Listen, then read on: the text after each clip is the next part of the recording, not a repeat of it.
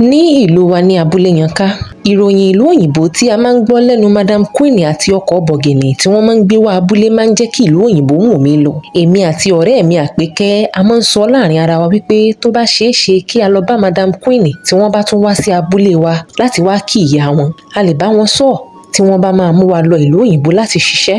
Èmi àti Àpékẹ́ lọ sí oko lọ́jọ́ náà. Ibi tá a ti ń roko ni a bá rí ọkọ̀ ńlá kan. Fèrèsé ọkọ̀ náà wà ní ṣíṣí. A gbójú sókè láti wo ta ni ó jẹ́, ló bá di Madam Queen. Ọkọ̀ eléyìí tún yàtọ̀ sí èyí tí wọ́n máa ń gbé wá tẹ́lẹ̀. Èmi àti Àpékẹ́ juwọ́ sí wọn. Débi pé torí wa níbi tí a ti ń juwọ́ sí wọn ló ní kíni. Ṣé nítorí ọkọ̀ bọ̀gìnì tó fi owó ẹ̀jẹ̀ rà lẹ́ ń bóyín sí? Èmi àti Àpékẹ́ kígbe mọ̀. Àpékẹ́ ní kò kú sí ọlọ́lá níran yín. O ò ṣe ní robi sẹ́ni ẹlẹ́ni. Ó ṣe lára rẹ̀. Ní débi pé fèsì wípé gbogbo àwọn ọ̀dọ́bìnrin tí máa ń kó láti abà yìí lọ ìlú òyìnbó sọnù rẹ̀. Èwo nínú wọn la ti rí sójú? Mo bá gbà á lẹ́nu rẹ̀. Mo ní tí àwọn ìyá wọn ò bá rí wọn bá sọ̀rọ̀, wọ́n ti ké gbàjarè wàhálà rẹ̀ nu. Mo mọye tí Ṣẹ̀gilọ́lá fi ránṣẹ́ sí ìyá rẹ̀. O ò rí bí wọ́n ti ń dán láwọ̀. Débi pé bá fèsì wípé wàhálà la kóra wa sí. Ẹ̀yìn tí a roko tán, a darí padà sílẹ̀. Mo bá pe ìyá mi. Ó ṣàlàyé fún wọn nípa bí Madam Queen ṣe lè yí ayé wa padà bí wọ́n bá gbà kí n lọ lè bá wọn láti mú mi lọ ìlú òyìnbó. Níyà mi dìde. Wọ́n kígbe mọ́ mi, wọ́n fárígà.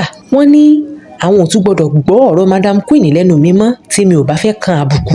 Mo fún wọn lésì pẹ̀lú ẹkún wípé ṣé irú ayé tá ń gbé lábúlé yìí ló dáa ni? A lè pe aṣọ gidi sọ́rùn bí òde kan bá yọjú. Dépò bàtà gidi sẹ́sẹ̀, màámi jáde síta. Àmọ́ lẹ́yìn yìí ni wọ́n pe gbólóhùn yìí. Wọ́n ní àbẹ̀bí òkèlè bíbẹ pẹ̀lú ìrọ̀rùn. Nígbà tí èmi àti Àpékẹ́ pàdé lódò, mo ṣàlàyé èsì tí ìyá mi pè fún mi. Àpékẹ́ ní ìyá tòun ti fọwọ́ sí o. Kódà àwọn ti lọ lè rí Madam Queen. Òun ò gbéra lọ́jọ́ kẹta láti lọ ṣe ètò ìwé bàálù tí òun ó wọ̀. Èyí bà mí nínú jẹ́. Èmi àti Àpékẹ́ gbómi lọlé. Mi ò lè sùn dáadáa lálẹ́ ọjọ́ náà. Nígbà tí mo rò ó títí, mo pinnu láti lọ lè bá Madam Queen fúnra mi láì jẹ́ kí ìyá mi mọ̀. Ìgbà tílẹ̀ mọ́, mo gbé kòkò omi. Àmọ́ kì í ṣe odò ni mò ń lọ. Mo gbéra. Mo gba ilé Madam Queen lọ. Tẹ̀gàn ni ẹ̀. Ilé tí Madam Queen kọ́ sí abúlé rẹwà gan ju tìlú ọba wa lọ. Mo gbá ilẹ̀kùn irin títí. Mi ò rí ẹni ṣí. Mo bá jókòó sílẹ̀ ńbẹ̀ ní ìrètí wípé bí wọ́n bá fẹ́ jáde, wọ́n bá mi ńbẹ̀. Oorun ni mò ń sùn nígbà tí èèyàn kan fi ọwọ́ tọ́ mi. Ló bá di Madam Queen. Wọ́n béèrè wípé kí ni mò ń ṣe ní iwájú ilé àwọn. Mo bá kọ́ àlàyé bolẹ̀. Mo ní èmi náà fẹ́ lọ ìlú òyìnbó àmọ́ ìyá mi ò fẹ́ gbà.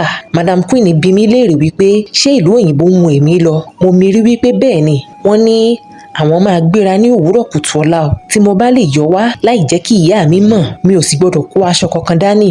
Àwọn ò ra aṣọ fún mi tá a bá dé ọ̀hún. Inú mi dùn. Mo padà sílé. Àmọ́ ṣé ohun tí mo bá lọ́hùn ṣé kò wá ju gbogbo wàhálà tí mo kóra mi sí i lọ?